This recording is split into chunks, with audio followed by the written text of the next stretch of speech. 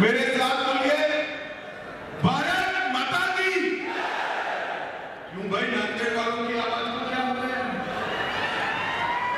मोदी जी को तीसरी बार प्रधानमंत्री बनाना है या नहीं बनाना है?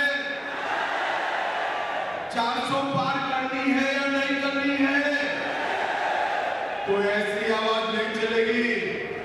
मेरे साथ दोनों हाथ उठाइए, सभी लोग अंदर दोनों हाथ उठाएं, प्रचंड विजय के संकल्प का मुट्ठी बीचिए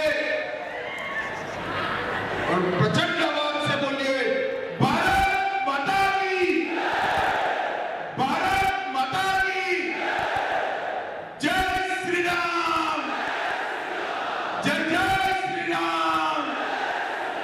मेरा साथ शिवाजी महाराज का जयकारा लगाइए, जय जय जय जय जय शिवाजी, जय जय जय जय जय भवानी। मंच पर उपस्थित महाराष्ट्र के उप मुख्यमंत्री और भारतीय जनता पार्टी के पार्लियामेंट्री बोर्ड के मेंबर श्रीमान देवेंद्र फडणवीस जी, भारत सरकार के मंत्री श्रीमान भागवत कराड़ जी, श्री गिरीश महाजन जी, श्री अशोक राव चौहान जी, श्री अजीत गोपछड़े जी, श्री संजय भाऊ कोड़गे जी, सुश्री सूर्यकांत पाटिल जी, श्री भास्कर राव पाटिल जी, डॉक्टर माधव राव जी, श्री राम पाटिल जी, श्री भीमराव केराम जी, श्री तुषार राठौड़ जी, श्री राजेश बराड़ जी। और आज जिनको जिताने के लिए मैं दिल्ली से नांदेड़ आया हूं, ऐसे हमारे लोकप्रिय सांसद प्रताप राव पाटिल जी के लिए जोर से ताली बजाइए सबको। और आज की सभा में इतने विपरीत माहौल में बारिश होने की तैयारी होने के बावजूद इतनी बड़ी संख्या में आए हुए प्यारे भाइयों, बहनों, माताओं और मेरे जिगर के टुकड़े जैसे युवा मित्रों, आप सभी को नमस्कार। सबसे पहले तो भाई सेट कर बैठ जाओ सभी लोग, प्लीज बैठ जाइए, बैठ जाइए। यही रहकर मैं बोलने वाला हूं, बैठ जाइए। वो व्हाइट शर्ट बैठ जाओ। सबसे पहले अभी गुड़ी पड़वा गया है। नए साल की मैं आप सभी को बहुत बहुत शुभकामनाएं और बधाई देना चाहता हूं। आज मैं जब यहां आया हूं तब राहेर नरसिंह मंदिर, कोलंबी मठ, दत्त प्रभु और सर्वंसदानी दशम पिता गुरु गोविंद सिंह जी को प्रणाम कर मेरी बात की शुरुआत करना चाहता हूं। आज महात्मा ज्योतिराव की जन्मतिथि है।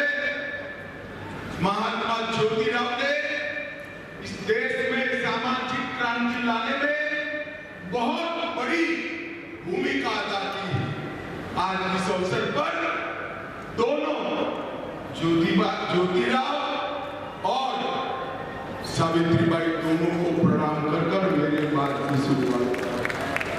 भाइयों बहनों, थोड़ा मौसम बिगड़ गया है। कांग्रेस वालों को लगता है कि मौसम बिगड़ा है, मगर मैं उनको बताने आया हूं मौसम नांदेड़ का बिगड़ा है। देश का मौसम बहुत अच्छा है, 400 पार होने वाली है। आज की सभा देखकर शायद ही किसी के मन में इस शंका बच जाएगी कि प्रताप राव चिखलीकर प्रचंड मतों से रिकॉर्ड तोड़कर जीतने वाले हैं। भाइयों बहनों, ये जो चुनाव है, ये चुनाव नरेंद्र मोदी जी को प्रधानमंत्री बनाने का चुनाव है। नांदेड़ वालों, आपका एक प्रताप राव को दिया दिया हुआ वोट सिर्फ नांदेड़ में प्रतापराव को नहीं जिताएगा, दिल्ली में मोदी जी को तीसरी बार जिताएगा। मोदी जी ने 2 टर्म के अंदर देश को सुरक्षित किया है, देश को समृद्ध किया है। हमारा अर्थव्यवस्था 11वें नंबर पर छोड़कर मनमोहन सिंह गए थे, 11वें नंबर से मोदी जी 5वें नंबर पर लाए हैं। तीसरी बार प्रधानमंत्री बना दो, हम संसार का तीसरे नंबर का अर्थव्यवस्था बन जाएंगे। इसका मोदी का गारंटी। भाई और बहनों, हमारे सामने जो चुनाव लड़े राहुल जी के नेतृत्व में, ये सारे लोग यहाँ पर महाराष्ट्र में 3 पार्टियां इकट्ठा हुई है। एक नकली शिवसेना, एक नकली राष्ट्रवादी और एक आधी बची हुई कांग्रेस पार्टी। अब ये हमारे यहाँ तो गुजरात में कहावत है, 3 तिगड़ा काम बिगड़ा। मैं आपको बताने आया हूं भाई और बहनों, उद्धव जी की शिवसेना आधी रह गई, शरद राव की एनसीपी आधी रह गई। ये तो 2 आधे थे ही, ये दोनों ने मिलकर कांग्रेस को भी आधा कर दिया, आधा करने का काम कर दिया। अब मुझे बताओ, ये 3 आधे मिलकर महाराष्ट्र का भला कर सकते हैं क्या? जरा जोर से बोलिए, कर सकते हैं क्या? एक ऐसी ऑटो रिक्शा है जिसके 3 पहिए हैं, मगर गवर्नर एम्बेसडर का है, गियर बॉक्स फियाट का है और उसका बाकी का इंजन मर्सिडीज का। ये ऑटो रिक्शा का कहीं पर भी कोई दिशा तय नहीं हो सकता। इसका भविष्य बहुत स्पष्ट है। ये चुनाव के बाद आपसी मतभेद से ये सभी लोग टूटने वाले हैं भाइयों और बहनों।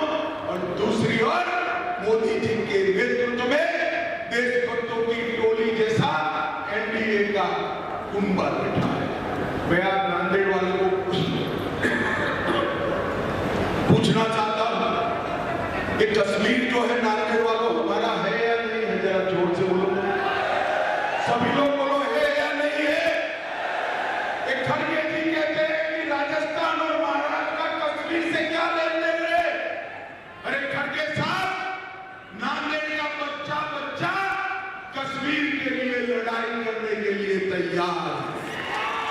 भाइयों बहनों, मुझे बताओ, ये धारा 370 हटनी चाहिए थी या नहीं हटनी चाहिए थी? जोर से बोलो, हटनी चाहिए थी या नहीं हटनी चाहिए थी? कांग्रेस पार्टी 70 साल से धारा 370 को एक अनौरस बच्चे की तरह संभाल कर रखी थी।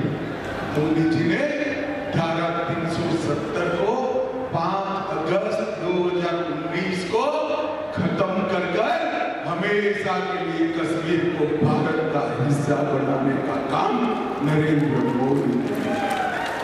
10 साल तक ये सरकार चली, सोनिया मनमोहन की सरकार चली। आए दिन पाकिस्तान से आलिया मालिया जमालिया आते थे, बम धमाके करते थे और चले जाते थे।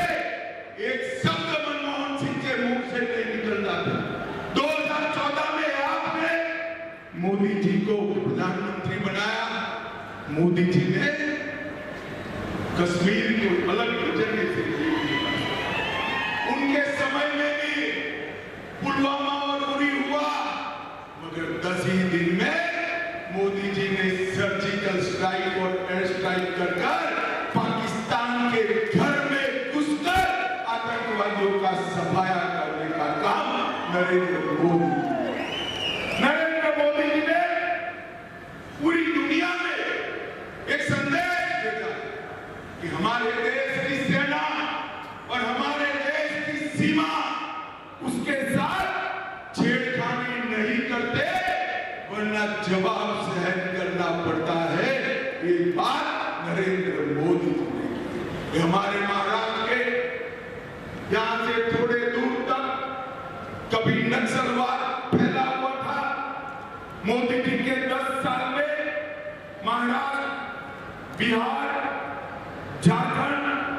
उड़ीसा, तेलंगाना और आंध्र प्रदेश, इस सभी राज्यों से नक्सलवाद को उखाड़ कर फेंकने का काम ये भारतीय जनता पार्टी की सरकार है। मुझे नांदेड़ वालों को बताओ जरा, राम मंदिर बनना चाहिए था या नहीं बनना चाहिए? जोर से बोलो जरा, बनना चाहिए था या नहीं बनना चाहिए? 70 साल से ये कांग्रेस पार्टी राम मंदिर को अटका कर बैठी थी। नरेंद्र मोदी जी ने 1924 के बीच में 5 ही साल में जजमेंट भी आया, भूमि पूजन भी हुआ और 22 जनवरी को रामलला का प्राण प्रतिष्ठा भी करने का काम समाप्त। और 500 साल के बाद पहली बार रामलला 17 तारीख को रामनवमी के दिन अपना बर्थडे भव्य मंदिर में बनाएंगे, टेंट में नहीं। और कांग्रेस पार्टी, आपने तो बनाया नहीं, ये तो मैं समझ सकता हूं, आपको अपनी वोट बैंक का डर है, परंतु जब आपको निमंत्रण मिला रामलला के प्राण प्रतिष्ठा का, आप वहां पर भी नहीं गए। और जो लोग जाना चाहते थे उनको कांग्रेस पार्टी से निकालने का काम एक कांग्रेस पार्टी ने किया है। भाइयों और बहनों, ये लोग देश का सम्मान नहीं सोचते। मोदी जी ने काशी विश्वनाथ कॉरिडोर बनाया, करतारपुर कॉरिडोर बनाया, सोमनाथ का मंदिर सोने का बन रहा है, वहां काली माता का मंदिर भी पुनः स्थापित किया 450 साल के बाद। हमारे सभी मान बिंदुओं की सुरक्षा करने का काम नरेंद्र मोदी जी ने किया। भाइयों और बहनों, आज मैं यहाँ आया हूँ तो शरद राव जी को पूछना चाहता हूँ कि शरद राव जी, एक बात बताइए, 10 साल तक सोनिया मनमोहन सरकार के आप कर्ता धर्ता थे, 10 साल तक आपने महाराष्ट्र को क्या दिया? नांदेड़ वालों, हिसाब मांगना चाहिए या नहीं मांगना चाहिए? जरा जोर से बोलो, मांगना चाहिए नहीं मांगना चाहिए? उनको देना चाहिए या नहीं देना चाहिए? वो नहीं दे, मगर मैं आज लेकर जाता हूं। 10 साल में उन्होंने महाराष्ट्र को 1,91,000 करोड़ रुपया दिया था और 1,91,000 करोड़ के सामने नरेंद्र मोदी जी के 10 साल में 7,15,000 करोड़ रुपया महाराष्ट्र को देने का काम नरेंद्र मोदी जी। इसके अलावा इंफ्रास्ट्रक्चर के विकास के लिए 3,90,000 करोड़ अलग से दिया, 75,000 करोड़ रुपया नेशनल हाईवे के लिए, 2,10,000 करोड़ रुपया रेलवे के लिए, 4,000 करोड़ रुपया एयरपोर्ट के लिए और 1,00,000 करोड़ रुपया स्पेशल इंफ्रास्ट्रक्चर प्रोजेक्ट के लिए देने का काम नरेंद्र मोदी जी ने किया। मित्रों, उद्धव ठाकरे, शरद पवार और कांग्रेस पार्टी की मंडली महाराष्ट्र का विकास नहीं कर सकती। महाराष्ट्र का विकास नरेंद्र मोदी जी, एकनाथ शिंदे जी और देवेंद्र फडणवीस ही कर सकते हैं और कोई नहीं कर सकता। भाइयों और बहनों, नरेंद्र मोदी जी ने इस 10 साल के अंदर ढेर सारे गरीब कल्याण के काम किए हैं। गरीबों के लिए सिर्फ और सिर्फ महाराष्ट्र में 1,16,00,000 किसानों को किसान सम्मान निधि देने का काम किया। 1,20,00,000 घरों में नल से जल पहुंचाया। 1 करोड़ लाभार्थियों को 5 लाख तक का पूरा खर्चा आज आयुष्मान भारत योजना से मोदी जी उठा रहे हैं। 70 लाख से ज्यादा शौचालय बनाए। 7 करोड़ गरीबों को कोरोना आया तब माह प्रति व्यक्ति 5 किलो अनाज फ्री ऑफ कॉस्ट देने का काम नरेंद्र मोदी जी कर रहे हैं। 51 लाख गरीब बहनों को उज्ज्वला का कनेक्शन दिया, 20 लाख घर दिए, नागपुर में एम्स दिया, IIT नागपुर में दिया, IIIT पुणे में दिया और नागपुर में IIM भी देने का काम नरेंद्र मोदी जी। भाई और बहनों, शरद पवार जी इतने साल यहाँ से इतने दिग्गज नेता रहे मगर महाराष्ट्र का विकास नहीं।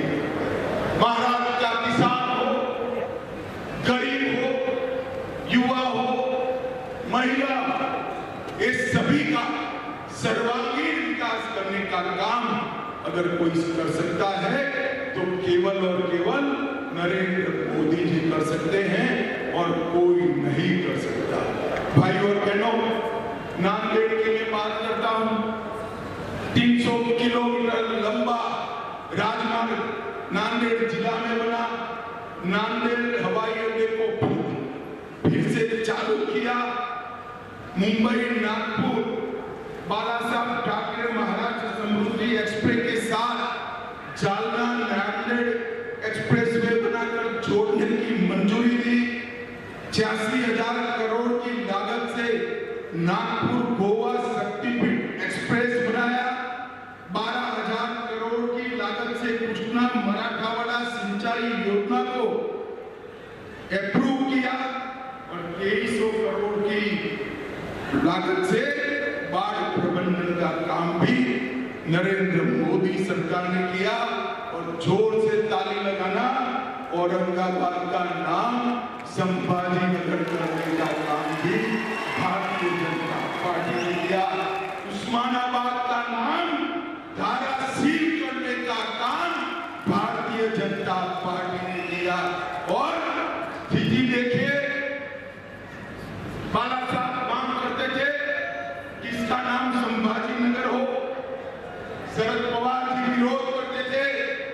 आज भाजपा सरकार ने, शिवसेना सरकार ने संभाजी नगर नाम किया मगर उद्धव ठाकरे के मुंह पर हंसी नहीं दिखाई पड़ती है। भाई हंसी।